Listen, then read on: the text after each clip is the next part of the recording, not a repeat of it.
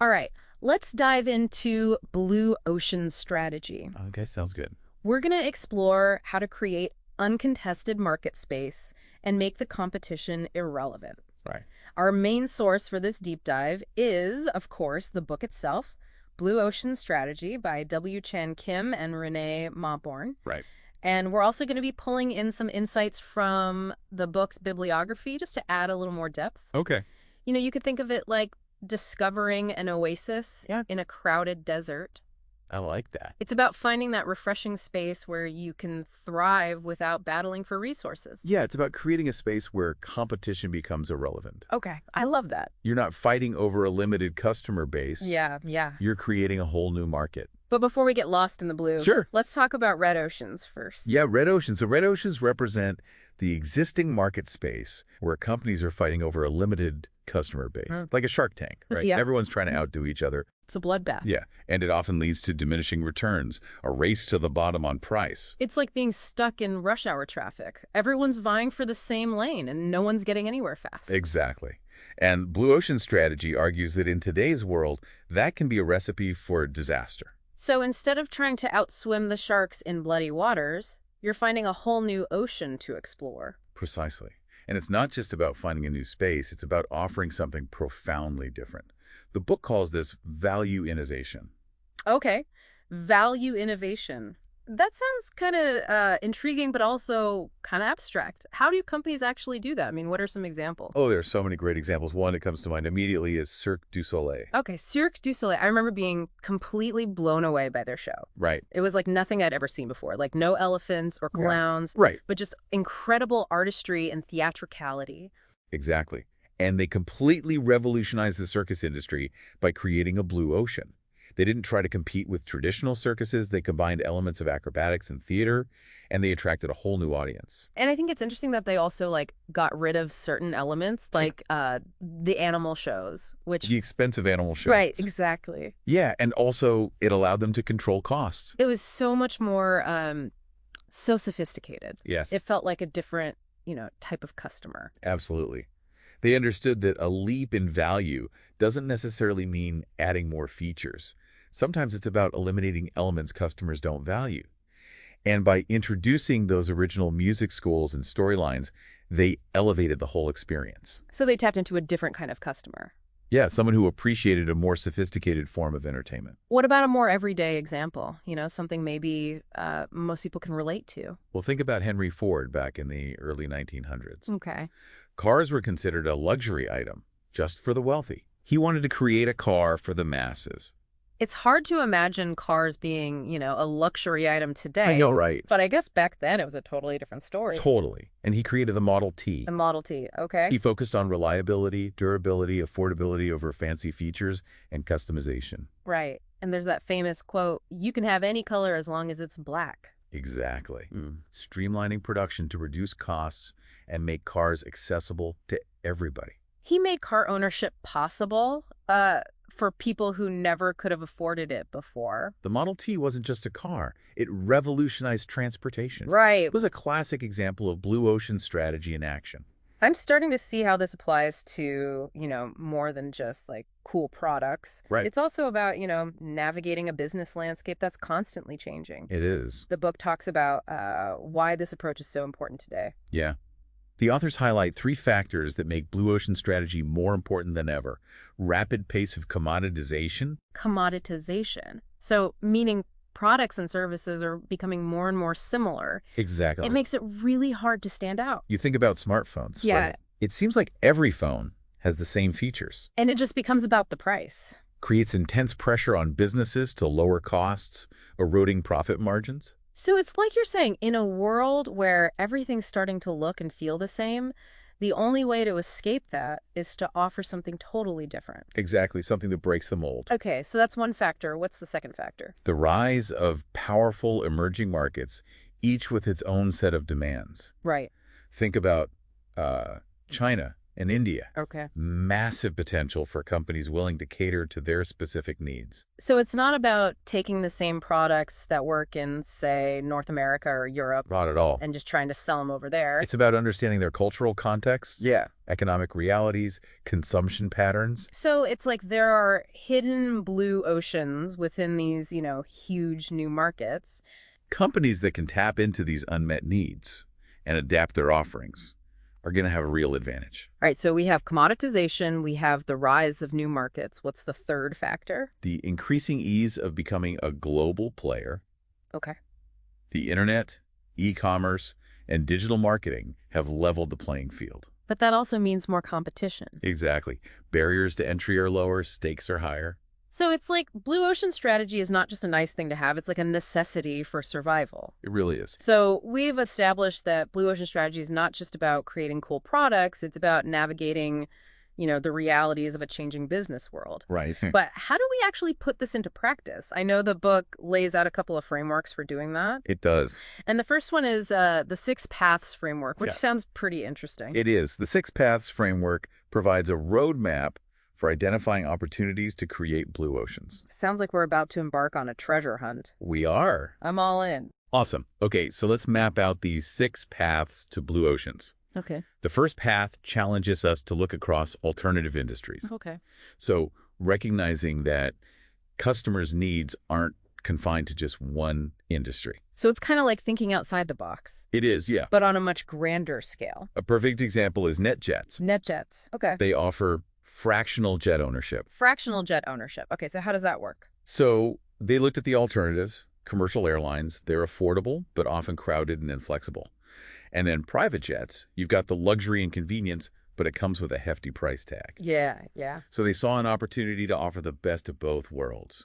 They provide the convenience and flexibility of a private jet at a fraction of the cost by selling shares in private aircraft. So you're basically buying a slice of the private jet lifestyle You are. without having to foot the whole bill. They tapped into a whole new market of people who desired the luxury but couldn't afford the traditional model. That's pretty brilliant. Yeah, it is. Okay, so that's path number 1. What about path number 2? Path number 2 urges us to look across strategic groups within an industry. Remember, strategic groups are clusters of companies that pursue similar strategies. Right, like in the auto industry, you've got like the luxury brands and the economy brands Like that. and everything in between. Exactly. So this path is about blurring the lines between those groups, finding a sweet spot that combines the best elements of each. Okay. Take Curves, for example, the women-only fitness chain. Herbs, yeah. They looked at the two dominant groups. You had traditional gyms and you had home workouts. Right. And they found a way to create this unique hybrid. So what did they do differently? Well, traditional gyms can be intimidating, expensive, Yeah. while home workouts lack that social motivational aspect. So they combined the convenience and affordability of home workouts with the support and structure of a gym. And specifically targeting women. They created a customized fitness experience tailored to a very specific need. Okay, so path number 3. Path number 3 encourages us to look across the chain of buyers. Uh-huh. Often companies fixate on a single buyer group, Right. but usually there's a whole chain of people involved in the purchasing decision. So like the people who influence the purchase or who control the budget. Exactly. Shifting your focus to a different link in that chain can reveal untapped opportunities. Look at Bloomberg, for example. Back in the day, financial information providers like Reuters focused on selling to corporate IT managers, Right. the ones making the decisions. But they weren't the ones actually using the data. Exactly. Bloomberg recognized that the true users, the traders, the analysts, Uh-huh. had different needs. Right. They craved real-time data, user-friendly interfaces, Okay. powerful analytical tools. So Bloomberg basically just went straight to the source. Exactly. The people who are actually using this information. Right. To make these really, split-second decisions. And revolutionized the financial information industry. Wow. It's amazing how just shifting your perspective slightly can lead to such dramatic change. Okay, all right, so path number 4. Path number 4 prompts us to look across complementary product and service offerings. Okay. So many products and services don't exist in a vacuum. Right. They're part of a larger ecosystem. Yeah. And by examining those complementary offerings, you can discover ways to enhance value. Okay. Think about ABI, the bus manufacturing company. What's so special about buses? Seems like a pretty, straightforward industry. NEBI decided to look beyond just the bus itself. Okay. They considered the entire transportation ecosystem. So not just building a better bus, Right. but creating, like, a better transportation solution. Exactly. Okay. They designed buses that were fuel efficient, durable, aesthetically pleasing. Okay. They partnered with municipalities to improve bus stops and ticketing systems. So they created, like, a seamless and enjoyable experience for riders. Exactly. They didn't just sell buses, they sold a solution. Okay, I like that. So that's path number 4. Path number 5 challenges us to look across functional or emotional appeal to buyers. Okay. Most products appeal to buyers on either a functional or emotional level. Right, like a washing machine Right. versus, a luxury handbag. Exactly. One's purely practical, the other's all about, desires and aspirations. Could you infuse a functional product with emotion or strip away the emotion from an emotional product? Do you have any examples of companies that have done that successfully? Think about QB House, Ugh. a Japanese haircutting salon chain. Okay. They recognized that for many people, getting a haircut was time-consuming, Yeah. emotionally charged experience. Can be, yeah. So they stripped away the emotional elements of a traditional salon visit. Okay. No chit-chat, no styling products, not even a hair wash. So they went completely minimalist. Their slogan is 10 minutes, just cut. Wow, okay. Streamlining the process, offering affordable haircuts. They created a blue ocean by redefining what a haircutting experience could be. That's fascinating. All right, on to the final path. Yeah, let's do it. The 6th path encourages us to look across time. Look across time, okay? This involves analyzing trends and anticipating how those trends will evolve over time Right. to spot opportunities that haven't even emerged yet. It's like having a crystal ball, It is. peering into the future of the market. It's about making bold moves today to capitalize on those future opportunities. Mhm. A classic example is Apple's creation of iTunes. iTunes, okay. Remember Napster? Oh, I remember those days. Illegal music downloads. The music industry was freaking out, Exactly. trying to shut it all down. And Apple saw an opportunity in all that chaos. Yeah. They understood that the future of music was digital. Yeah, People wanted a legal and convenient way to get it. right. So they launched iTunes. So they embraced the change instead of fighting against it. Precisely. That's really smart. That's a great example. And what's really remarkable about this framework Uh-huh. is you can apply these 6 paths to any industry, any product, any service. It's about being creative, challenging your assumptions, Yeah. thinking differently. These 6 paths have given me a whole new perspective on innovation. Me too. But I know there's another framework in the book that we need to talk about, Yes. the 4 actions framework. The 4 actions framework. Okay. And this is all about translating those blue ocean insights into a tangible value proposition. So this is where the rubber meets the road. It is. It's not enough to just have a great idea. Exactly. The 4 actions framework helps you to create a new value curve, a visual representation of how your offering stands out. So it's like a blueprint for making your product or service really irresistible. Precisely. And it all starts by asking 4 key questions. So the 4 actions framework is where we really start to build that blueprint. Okay, so what are those 4 questions? The first question asks, which factors that the industry takes for granted should we eliminate? So shaking things up, questioning the rules. Exactly. Then we ask, what factors should be reduced well below the industry standard? Streamlining, simplifying, getting rid of any excess baggage. It's like Marie Kondoing your business model. I love that. Yeah. Okay, third question. Which factors should be raised well above the industry standard? So identifying those areas where you can really excel, offer something exceptional. Precisely. And finally, which factors should we create that the industry has never offered? So this is where the real innovation magic happens. It is, and the book uses yellowtail wine to illustrate this. Oh yeah, Yellowtail, those colorful bottles. What did they do? Well, think about the traditional wine market. Complex labels, intimidating terminology, focus on subtle flavors, high prices. Yeah, it can be really overwhelming. Yellowtail throughout the rule book. Yeah. Eliminated the jargon, simplified the labels, focused on creating a wine that was easy to drink and easy to choose, Okay. reduced the price, made it accessible to a wider range of people. Yeah, and they made it fun. Those Yeah. bright, colorful bottles, you couldn't miss them on the shelf. Exactly. They raised the fun factor, made wine less intimidating. And by offering those easy drinking fruity flavors, they created something totally different from the traditional offerings. It's amazing how they really, turned the wine world upside down. They did, and that's the power of the 4 actions framework. It's a roadmap for creating a winning value proposition. So we've explored the 6 paths to identify blue ocean opportunities and the 4 actions to create a compelling offering. But creating a blue ocean is only half the battle, right? You Right. also have to make it work within your organization. That's where fair process comes in. Okay, fair process. So what is that? It's about making sure that everyone involved feels heard and respected throughout the process. So not just dictating orders from the top, but creating a more collaborative environment. Exactly. Fair process is about engaging people, explaining the why behind decisions.